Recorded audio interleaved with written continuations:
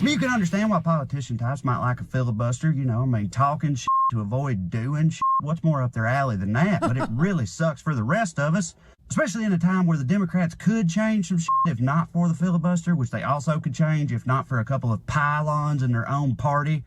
Talking, of course, about Joe Manchin, and specifically today, Kyrsten Sinema from Arizona, who put out an op-ed in the Post establishing her position on why she wants to keep the filibuster. Essentially what she said was, listen, if we get rid of the filibuster now, then in the future, when they inevitably have power again, we won't have the filibuster. So they will just undo anything that we do right now. And how would you like that, huh?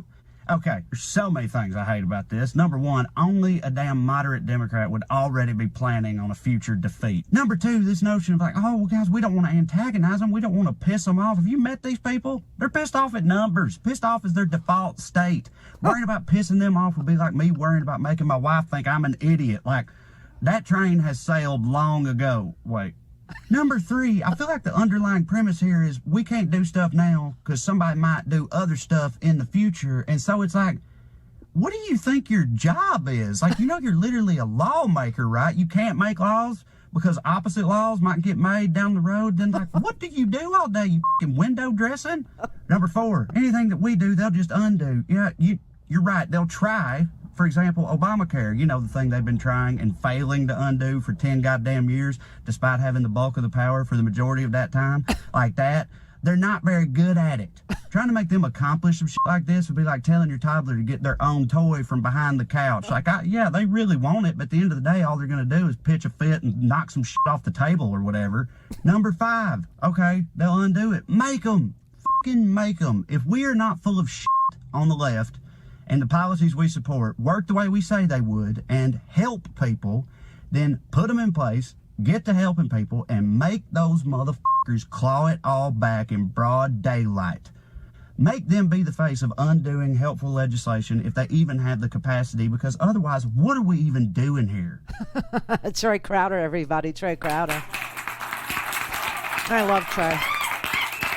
But you know what? In that whole list of, they're afraid to make law because somebody could come and undo the law. I mean, this is just crap, okay? There's no question. But the idea that she is saying we need bipartisanship when we're actually involved in war here. They call it the culture war. But we proved yesterday that if white culture wins the culture war, what they will have won is NASCAR. Okay, that's what we proved yesterday, right? Billy in Texas, NASCAR. That's what they're fighting for. That's what they're having this all-out war over, apparently. But she is conflating, Kyrsten Sinema is, the right to vote and protecting it for the sake of a functioning, ever-growing, going concern called democracy, with budgetary items like infrastructure packages or healthcare deals. They're not the same. And the bipartisanship thing is so easily debunked when you look at the asymmetrical warfare that Republicans are engaged in. And what do I mean by that? Well, it's exactly what I said. It's the Republican state legislatures, the Republican governors who are clawing back people's right to vote on a partisan basis, Kristen, on a partisan basis. And here you have all this power to protect and defend the Constitution, and instead you choose to do nothing. Hey, great. What a good decision. When you choose to do nothing, you've still chosen. And her choice is to do nothing, not to protect or defend the Constitution of the United States in the face of an onslaught by partisans in the states.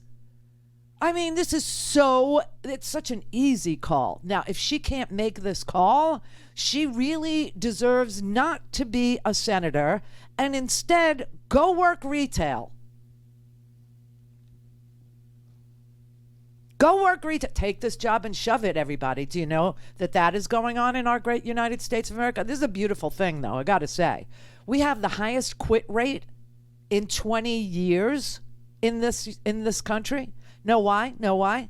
because after COVID, people realized that they were risking their lives in retail only to be confronted by physical assault, verbal assault from unruly passengers and customers who didn't want to wear a mask to protect others, even though the private businesses required no shirt, no shoes, no mask, no service. And those people were putting their lives on the line without health insurance and $10 an hour. And you know what? They just said, screw it. And people in this country now have leverage because everybody's hiring. Everybody.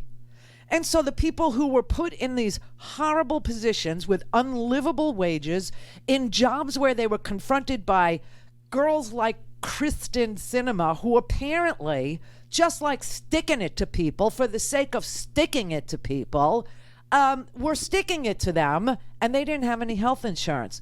And certain companies decided to keep the information about other colleagues getting COVID from the people who were still showing up to work with no health insurance for the low bargain basement price of $10 an hour at the dollar store. So they quit. They quit. And they said, you know what?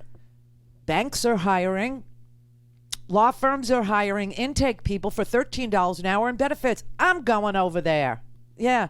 So that's what happens when people have leverage. Now, you would think that Kristen Sinema understands that she has leverage because she is in the majority party in the United States Senate. And her job is to protect and defend the Constitution of the United States against a tyrannical minority, which is what Mitch McConnell leads now. A tyrannical, ridiculous minority that knows they have no chance of ever being anything else as long as Americans can vote. And that is the simple reason why the Republican Party as a group is denying people their right to vote. And she refuses to understand that we are being waged, that a war is being waged against people in this country. And her job requires that she not be so fungible or fragile or equate things that aren't equatable. As important as an infrastructure package is, it's not the same as a right to vote.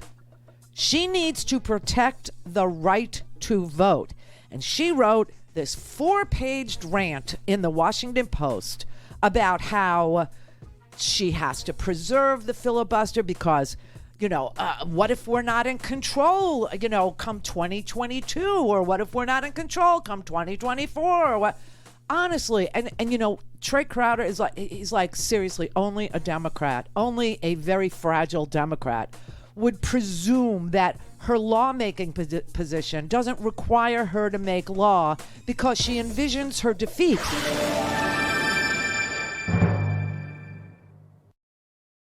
Don't have time to listen to the live show? Want to hear more on your schedule? Go to RandiRhodes.com and buy a stinking podcast.